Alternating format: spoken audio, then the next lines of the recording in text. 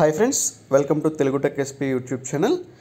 Animal husbandry assistant మరియు veterinary అసిస్టెంట్కి సంబంధించినటువంటి క్లాసెస్లో ఈ వీడియోలో గేదె జాతులకు సంబంధించినటువంటి టాపిక్స్ అయితే చూద్దాం. అలాగే దీనికి ముందు చేసినటువంటి వీడియోస్లో ఆవు జాతులకు సంబంధించినటువంటివి దేశవాళీ ఆవు జాతులు కావచ్చు, అవి ఎన్ని రకాలుగా ఉంటాయి, తర్వాత వాటి యొక్క బాడీ స్ట్రక్చర్ కానీ షేప్ కానీ ఏ విధంగా ఉంటుంది, తర్వాత వాటిల్లో ఉండేటువంటి వాటి యొక్క సిమిలారిటీస్ అనేటువంటివి ఏంటి అనే దాని గురించి అయితే డిస్కస్ చేసాము.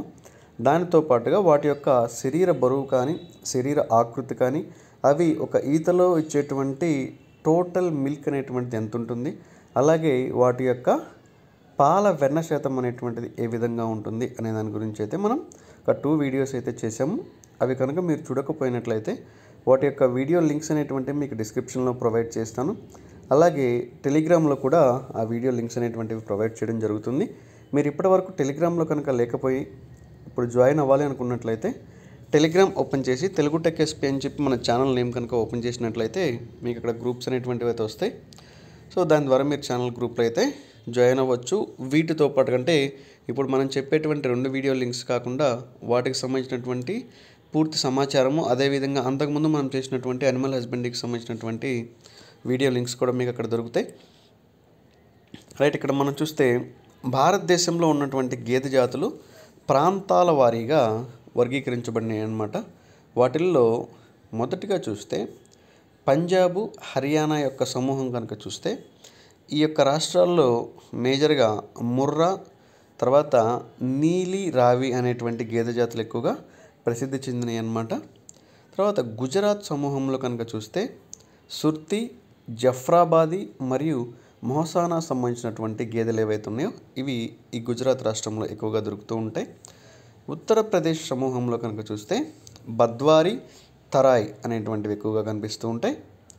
మధ్య భారత ప్రాంత సమూహం అంటే మేజర్గా మధ్యప్రదేశ్, మహారాష్ట్ర మరియు గోవా, ఈ సమూహంలో దొరికేటువంటి గేదెలు కనుక చూద్దాం. నాగ్పూర్, పందర్పూరి, మాండ్యా అనేటువంటి గేదెలు ఇక్కడ ఎక్కువగా ప్రసిద్ధి చెందినాయి.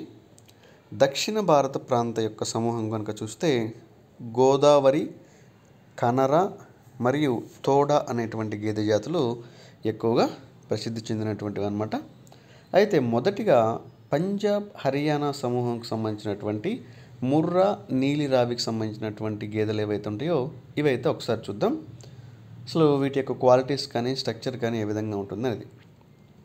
ఈ ముర్రా గేదెలు కనుక చూస్తే హర్యానాలోని రోహ్తక్, హిస్సార్ జిల్లాలు మరియు పంజాబ్లోని నాభా, పటియాలా జిల్లాల్లో ఈ జాతి అనేటువంటిది ఉద్భవించింది.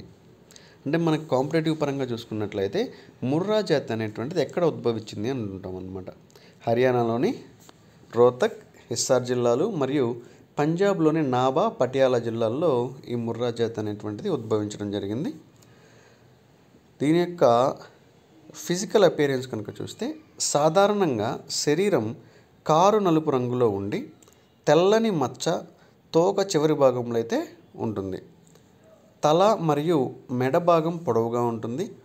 కొమ్ములు కనుక చూస్తే రింగ్ ఆకారంలో తిరిగి లోపల వైపుకి తిరిగి దిట్టంగా ఉంటాయి అన్నమాట. కొమ్ములు అనేటువంటి అంటే బాగా మనకి రింగ్ షేప్లో, కర్వ్ షేప్లో లోపలికి తిరిగి బాగా స్ట్రాంగ్గా, దిట్టంగా, గట్టిగా కనిపిస్తూ ఉంటాయి.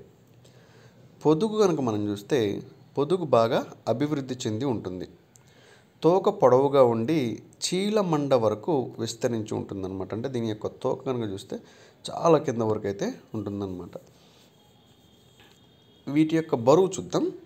దున్నపోతులు వచ్చేసరికి 530 నుంచి 575 కేజీల బరువు అయితే ఉంటాయి. గేదెలు చూస్తే 430 నుంచి 500 కేజీల వరకు బరువు ఉంటాయి అన్నమాట. ఒక ఈతలో వీటి యొక్క పాల దిగుబడి కనుక మనం చూస్తే సరాసరి 2500 నుంచి 3000 కేజీల పాలు వరకు అయితే ఈ ముర్రా జాతికి సంబంధించినటువంటి గేదెలు ఏవైతే ఉంటాయి ఇవి పాలు ఇవ్వగలుగుతూ ఉంటాయి. పాలల్లో వెన్న శాతం కనుక చూస్తే ఈ 7 వరకు ఉంటుందన్నమాట. 7% వరకు వెన్న శాతం అనేటువంటిది మనకి ఎక్కువగా ఈ ముర్రా జాతికి సంబంధించినటువంటి గేదె జాతుల్లో కనిపిస్తూ ఉంటుంది. ప్రపంచ గేదె జాతులలో అత్యధిక పాల దిగుబడినిచ్చేటువంటి జాతిగా ముర్రా గేదెలు ప్రసిద్ధి చెందినవి. ఇది కూడా చాలా ఇంపార్టెంట్ మనకి. ప్రపంచంలో అత్యధిక దిగుబడినిచ్చేటువంటి గేదె జాతులుగా ప్రసిద్ధి చెందినటువంటి వాటిల్లో ఒక దానిని గుర్తించండి అని చెప్పి అడుగుతూ ఉంటారనమాట. మనకి ముర్రా ఒకటే ఒక ఆప్షన్ అయితే ఉంటుంది, మిగతాయి కూడా మనం చూసుకోవాల్సి ఉంటుందన్నమాట. సో అప్పుడు మనం ఏది అనేది ఎలా సెలెక్ట్ చేసుకోవాలంటే, మనం మిగతా జాతులు ఏవైతే ఉంటే వాటన్నిటి గురించి తెలిసినప్పుడు మనకి పూర్తి కాన్సెప్ట్ అనేది అర్థమవుతుంది, దాన్ని బట్టి మనం చూసుకోవచ్చు. నెక్స్ట్ నీలి మరియు రావి, ఇది కూడా పంజాబ్ మరియు హర్యానా సమూహానికి సంబంధించినటువంటిది. సాధారణంగా ఈ గేదెలను పంచకళ్యాణి అని అభివర్ణిస్తారనమాట. సో ఇది కూడా ఒక క్వశ్చన్ కాన్సెప్ట్గా మనం చూసుకోవచ్చు అనమాట. పంచకళ్యాణి అని ఏ గేదె జాతిని అభివర్ణిస్తారు అని అడుగుతుంటారు. నీలి రావి. పాకిస్తాన్లోని సాహివాల్ జిల్లా మరియు పంజాబ్లోని ఫిరోజ్పూర్ జిల్లాలు ఈ జాతి యొక్క జన్మస్థలం. నీలి రావి జాతికి సంబంధించినటువంటివి ఎక్కడ పుట్టాయి అన్నట్లయితే పాకిస్తాన్లోని సాహివాల్ జిల్లా మరియు పంజాబ్లోని ఫిరోజ్పూర్ జిల్లాల్లో వీటి యొక్క జన్మస్థలం ఉందనేది చెప్పొచ్చు. నెక్స్ట్ వీటి యొక్క ఫిజికల్ అపియరెన్స్ ఒకసారి చూద్దాం. కొమ్ములు చిన్నవిగా దిట్టంగా లోపలికి మెలితిరిగి గుండ్రంగా ఉంటాయి. మెడ వచ్చేసరికి పొడవుగా మరియు సన్నగా ఉంటుంది. తోక వచ్చేసరికి పొడవుగా నేలను తాకుతూ ఉంటుంది అనమాట. ఇందాక ముర్రా ఏదైతే చెప్పామో దానిలాగా దీనికి కూడా తోక చాలా పొడవుగా ఉంటుంది. ఈ జాతి గేదెలలో గవ్వ కన్ను ఒక ప్రత్యేక లక్షణం. ఒక ఈతలో పాల దిగుబడి సరాసరి 1850 కేజీల వరకు ఉంటుందన్నమాట. సో ఈ గవ్వ కన్ను అనేటువంటిది మనకి ఎక్కువగా నీలి రావి జాతికి సంబంధించినటువంటి గేదెల్లోనే కనిపిస్తూ ఉంటుంది. ఇది ఒక ప్రత్యేక లక్షణంగా కూడా దీనికి మనం చెప్పవచ్చు.